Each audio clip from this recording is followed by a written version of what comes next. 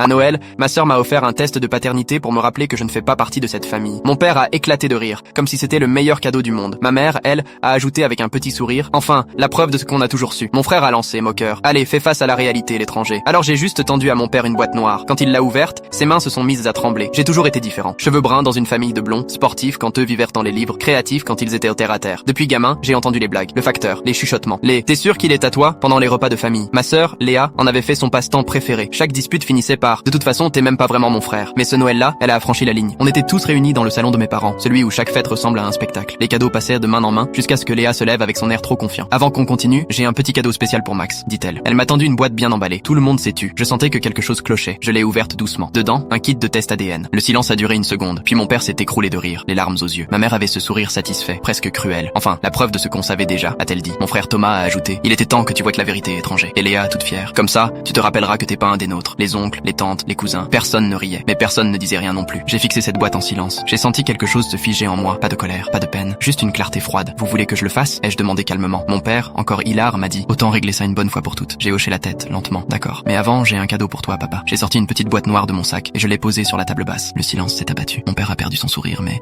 il l'a quand même ouverte. Quand il a vu ce qu'il y avait dedans, tout le sang a quitté son visage. Ses mains tremblaient. Ma mère s'est penchée. Qu'est-ce que c'est? Il ne répondait pas. Alors j'ai parlé pour lui. Ce sont les résultats d'un test ADN que j'ai fait il y a 3 mois. Et tu sais quoi? L'ADN, lui, ne ment pas. J'ai sorti des copies et je les ai distribuées. Je suis ton fils biologique à 100%. Mais je me suis tourné vers Léa. Toi, non, le chaos. Léa a arraché le papier des mains de maman. C'est faux. T'as inventé ça. Mais j'avais tout vérifié. Laboratoire certifié. Résultats officiels. J'avais utilisé sa brosse à dents de sa dernière visite. Les chiffres parlaient d'eux-mêmes. Ma mère est devenue pâle. Comment t'as eu l'ADN de Léa? De la même façon que vous avez cru bon de m'humilier. J'ai juste été plus rapide. Mon père fixait encore la boîte, incapable de parler. 29 ans de sa vie venèrent de s'écrouler. Thomas a tenté. Il doit y avoir une erreur. J'ai sorti mon téléphone. Tu veux que j'appelle le labo? Ils attendent ma confirmation. Silence total. Léa s'est mise à pleurer. Pas par regret, mais parce que son petit monde parfait venait de se briser. Ma mère a voulu s'approcher. Max, on devrait en parler en privé. J'ai levé la main. Non, vous avez voulu que ce soit public. On va le faire ici, devant tout le monde. J'ai regardé le test qu'elle m'avait offert. Je n'en ai pas besoin. Je sais déjà qui je suis. La question c'est, est-ce que vous le savez? Je me suis levé. J'ai pris mon manteau et je suis parti. Derrière moi, j'ai entendu la maison exploser en cris, en accusations, en vérité qu'ils auraient préféré ignorer. Mon téléphone s'est mis à sonner avant même que j'atteigne la voiture. Je n'ai pas décroché. Ils ont passé 29 ans à me faire sentir que je n'avais pas ma place. Maintenant, c'est à eux de s'y habituer.